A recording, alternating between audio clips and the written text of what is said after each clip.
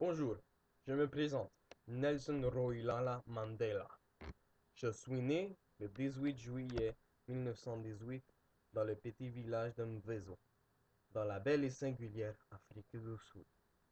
Ce magnifique pays a un passé tumultueux, mais avec mon aide et celle de l'ANC et de celle de la population, il a su reprendre en main et forger son futur dans la paix. Laissez-moi un peu vous remettre en contexte. L'Afrique du Sud a obtenu son indépendance en 1910. Auparavant, elle était une colonie de la Grande-Bretagne. Après la déclaration de l'indépendance, l'administration décréta que les non-blancs pouvaient voter mais ne pouvaient pas faire partie du gouvernement qui, lui, fut finalement nommé et formé du parti uni, le United Party, de son nom original en anglais. Mais par contre, en 1948, un gouvernement préféra de loin les blancs aux noirs, fut mis en place par le Parti nationaliste réuni, et celui mis en place euh, les lois de l'apartheid qui séparaient géographiquement et légalement les blancs des autres, donc les noirs, les indiens et toutes les autres personnes des autres races. Euh, Moi, contre ce mouvement raciste, je m'enrôla dans l'ANC, un parti politique rebelle ascendant qui prônait l'égalité raciale. Je mis sur pied un mouvement guerrier affilié à l'ANC, puisque la violence semblait être la seule porte de sortie possible à l'enfer que nous vivions. Nous étions obligés de vivre dans les ghettos, où nous avions à peine de place pour vivre convenablement, et nous n'avons pas le droit de circuler librement dans les villes, à moins que nous travaillions ou pour les Blancs et que nous avions en main nos permis et au-dessus tout. Ok, écoute-moi bien.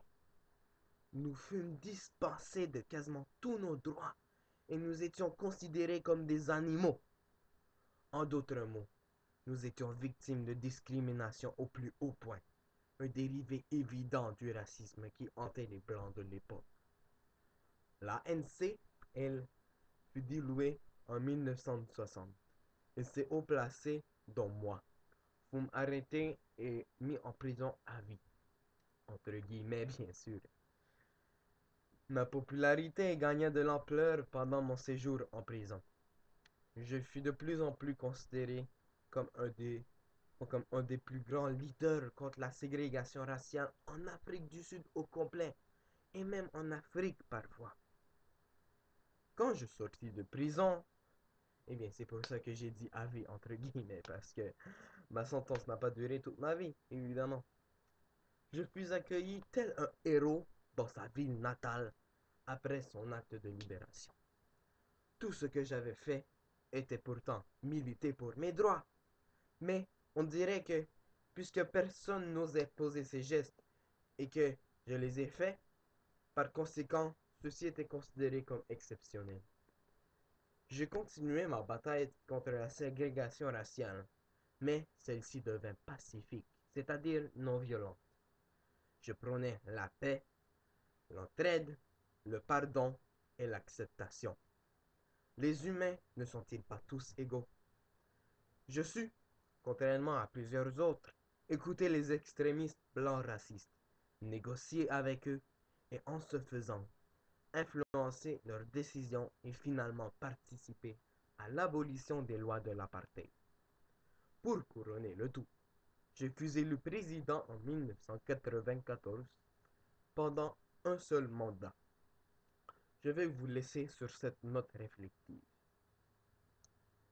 Alors, réfléchissez bien à votre tête pour répondre à cette question. Au lendemain de l'abolissement des lois de l'apartheid, croyez-vous que nous aurions dû punir les Blancs ayant participé au mouvement raciste de l'Afrique du Sud? Non? Si non, comment? Et si oui, comment aussi? Comment l'auriez-vous fait?